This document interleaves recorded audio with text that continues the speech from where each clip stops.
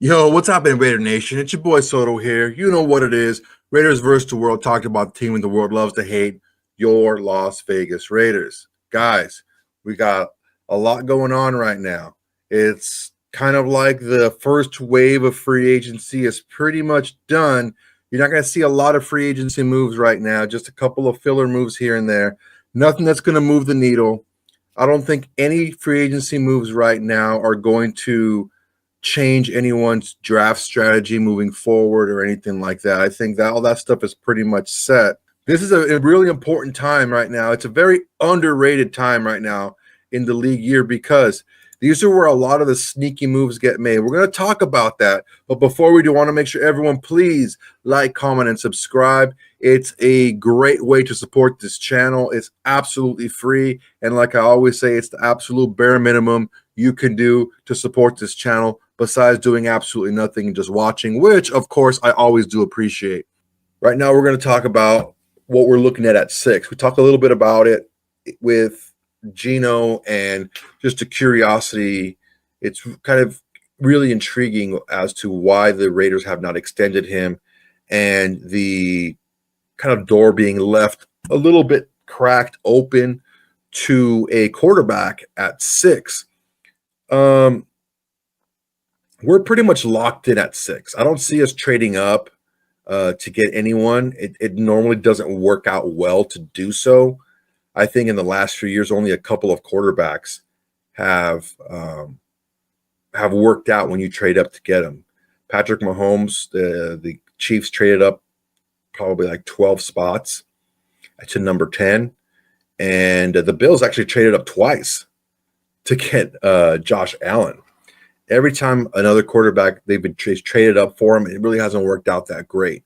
So it's better off to just kind of stay stagnant, stand pat, go with veterans, and maybe try to go with a guy that falls to you or in a later round. Now, even though the door is still left open, it's left open a little bit of a crack.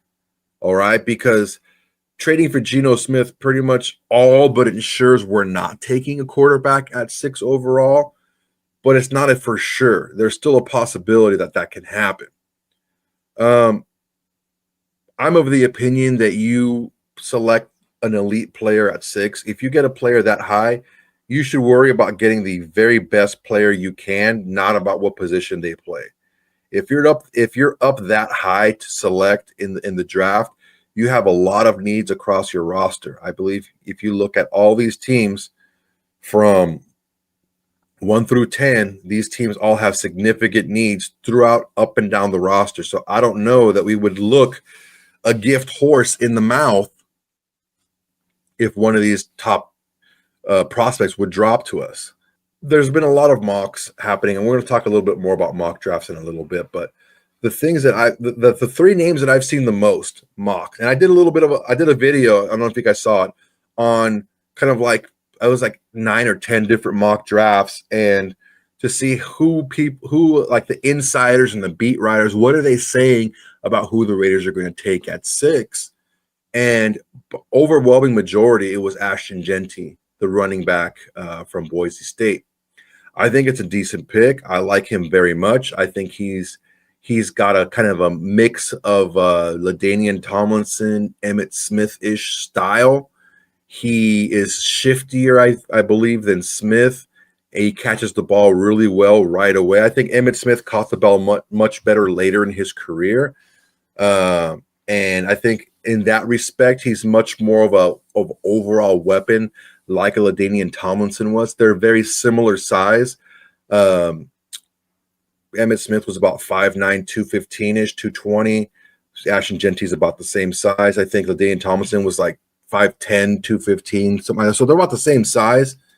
I really do feel, because of the propensity of not only Pete Carroll to run the football, but also Chip Kelly loves to run the football. So I think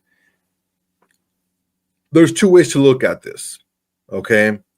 2 ways to look at this. You don't take a running back at 6 because there's so many other good running backs in the draft. That's one way to look at it. But you're passing up great for good.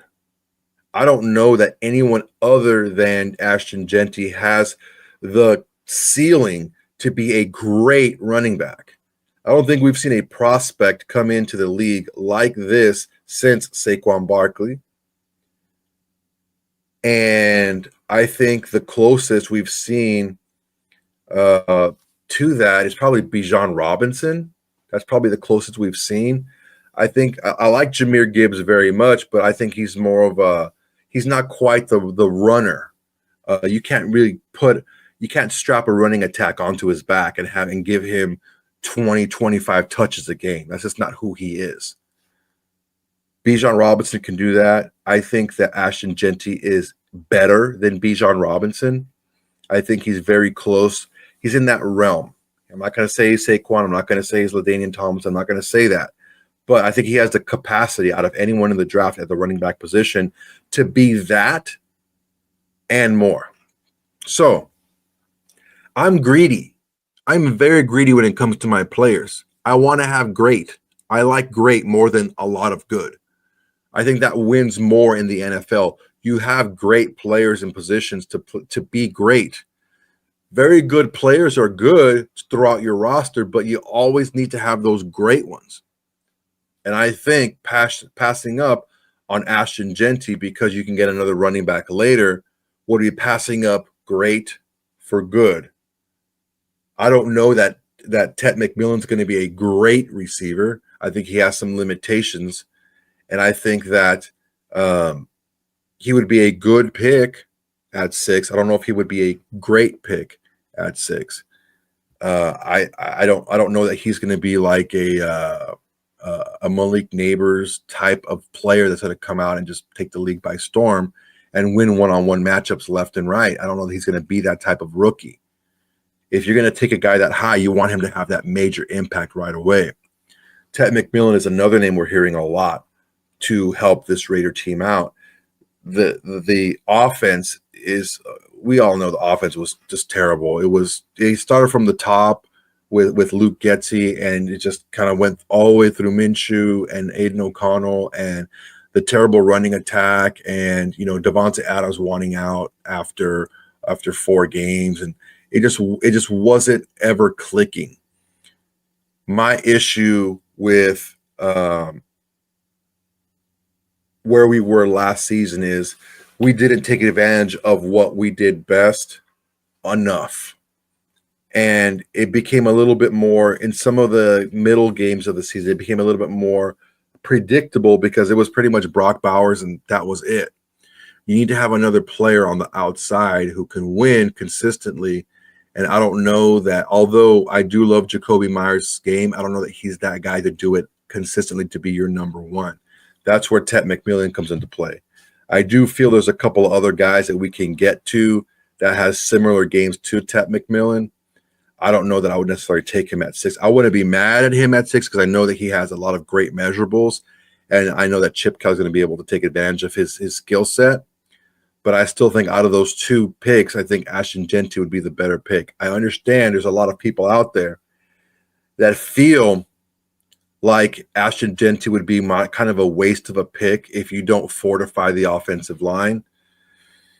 I feel we need another veteran on the offensive line, plus at least 1, maybe 2 other picks to fortify this offensive line.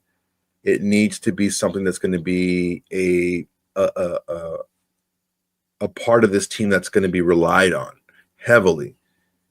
So I don't necessarily agree that's going to be a waste of a pick, but it is going to make it more difficult for Ashton Jeanty to show you what he can do without a very good line play. We need to get this line to be the best we can, because the better we get the line, the more we get exponentially from Ashton Jeanty. He's already going to give us a lot, even with the line that we have now. But the better we get that line, it's going to pay massive dividends in the run game with Ashton Jeanty going forward. Another name at 6 that we've talked about in the past is Mason Graham. Mason Graham is also mocked to come to the Raiders by a lot of different places. I feel there are, at the position groups, 4 elite players in this draft. 4 elite players. I believe that Travis Hunter is an elite corner. I believe Abdul Carter is an elite edge rusher. I believe Ashton Jeanty is an elite running back. And I believe Mason Graham is an elite defensive lineman. With that, if one of those four drop to us at 6, regardless of who it is, you have to take them. You need elite players on this team to win, regardless of position. I find it hard to believe that. I mean, look, if 2 quarterbacks go and there's 4 elite players and none of those are quarterbacks, there's going to be one left at least. Makes sense, right? Maybe one of the offensive linemen gets bumped up or whatever. We get more than one, our choice, right? I really do feel like we're going to pick an elite, one of these 4 elite guys. That's just my guess. That's what I would do if it was my choice. The reason why I like Mason Graham is because although he has a very similar game to Christian Wilkins, they do it in a little bit of a different way. Christian Wilkins is a little bit more of a brute. He's quick, he's fast, but he's a little bit more brutish with it. And although Mason Graham is as well, he's a little bit more of a knifer, gets in through. He uses his strength to like kind of beat double teams and slash through the line. Very difficult to block. I don't see a problem with making a good part of your team great. I don't see a problem with that. I believe that Mason Graham could be a much better player than, let's say, even like an Adam Butler right away. So you can have Adam Butler that can come in and spell some of these guys over the middle, in the middle of the defensive line. Mason Graham is an excellent player. He's an elite player at the position. So regardless of position, if I had my choice, I probably would go with Ashton Jeanty, just because the offense was just so bad last year, and we're so lacking in running back play, and a lot of the things that Ashton Jeanty, it's hard to pass on a LaDainian Tomlinson-ish player. And that's what I see when I see Ashton Jeanty. It's very hard to say, we're not going to take that guy. All righty. What do we got here? Ernest Biaggi. Trading back seems more likely with Chip's 2 running backs from Ohio fitting in later. I agree that they would be a good fit. Again, I don't want to trade good, even very good, for great. I think we need great. And I would really like to get great with this pick. Someone great. Someone who has the potential to be great. I don't know that anyone other than those 4 guys have a high potential. Anyone in the draft can just go to the best situation and just ball out. All these guys are supreme athletes. They're like the top of the top. But if we're talking realistically here, there's probably only 4 guys that have the ability to be great. And those are the 4 guys that I mentioned. Although I do appreciate both Henderson and Judkins, I just don't think they're as good as Ashton Jeanty. I just plain and simple, I don't think they're as good. And if I'm going to take a running back, I'm going to take the best running back because I know I need that guy. And I know he's going to be great for my team. All right, guys. I think that's pretty much it for tonight. We're going to call it a night. Thank you very much for listening, guys. I really appreciate you. That's my time for tonight. I want to tell you guys one thing. I really appreciate you guys coming on and just showing up for the nation, man. It's Raiders versus the world. It's Raiders versus everybody else. Just like Raheem Mostert said, he didn't really grow up being a Raider fan, but he always kept an eye on the shield. He always kept an eye on it. That goes to show you they hate us because they ain't us. They all want to be part of the Raiders. Go ahead, if you haven't done it already, please like, comment, and subscribe to this video. It's a great way to support this channel. It's absolutely free, and it's the bare minimum you can do to support besides doing absolutely nothing and just watching the video, which I always still appreciate. All right, guys. Until next time, everybody. Peace. Hey, Raider Nation. Thanks for watching. There's plenty more where that came from. Go ahead and smash that like button. Drop a comment. Make sure to subscribe and share to all your socials. It's the bare minimum you can do without doing absolutely nothing.